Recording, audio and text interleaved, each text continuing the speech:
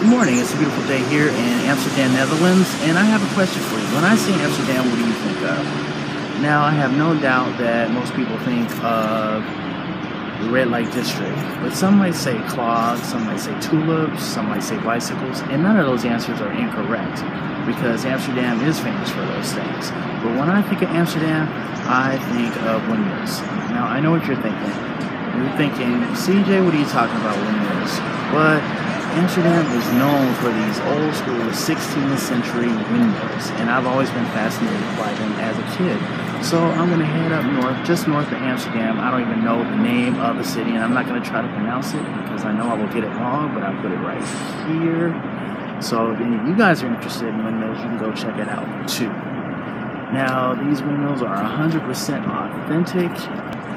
This is not their original location. They have been moved and concentrated in one area so you, the tourist, can see what Dutch life is all about back in the day. So let's go check out Dutch life.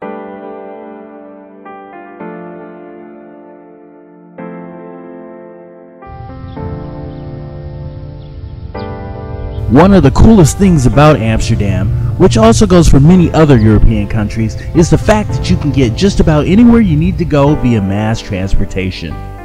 Europeans get where they need to go with efficiency, and the train is no exception. That's me on the train headed for Zaanse Schans. It's roughly a 20-minute ride from Central Station, and the train will take you just about all the way there. Once you get off, it's a 10-minute walk from the station. I recommend you go early and beat the crowds. You can sleep on the train as you watch the pleasant scenery go by.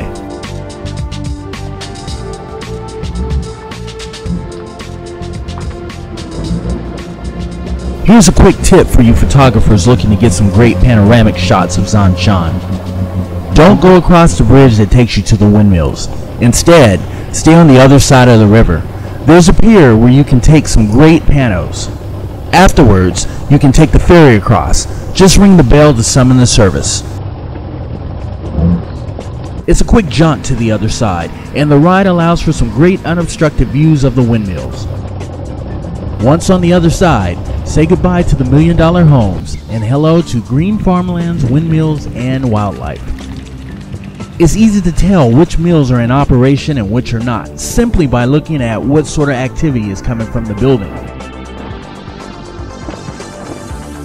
Now up close and personal, it's time to take a closer look at how it operates.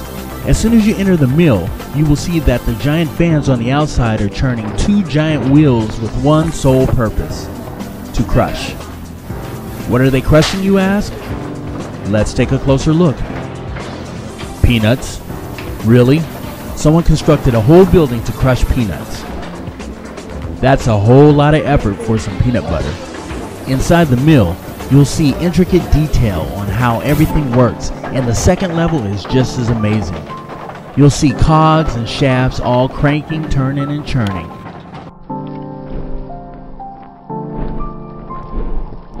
You get some awesome views of the windmill as it turns. As the wind blows, the mill seems to turn effortlessly.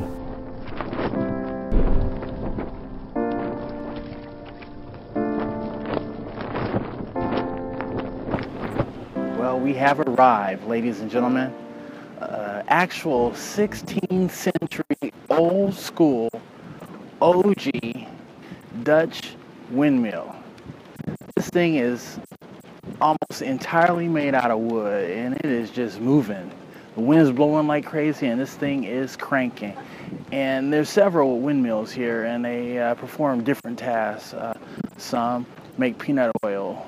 Some act as, or it siphons the water out of some of the canals here. So they have like different tasks. This one here is designed to make peanut oil, and we just came from the inside where you can see the actual workings of the windmill, and it's really interesting. I'm trying to crank this blog out before this massive crowd that just went in the windmill actually gets upstairs, because when they get up here, it's going to be pandemonium, because it's pretty exciting. It's a pretty exciting thing to see here.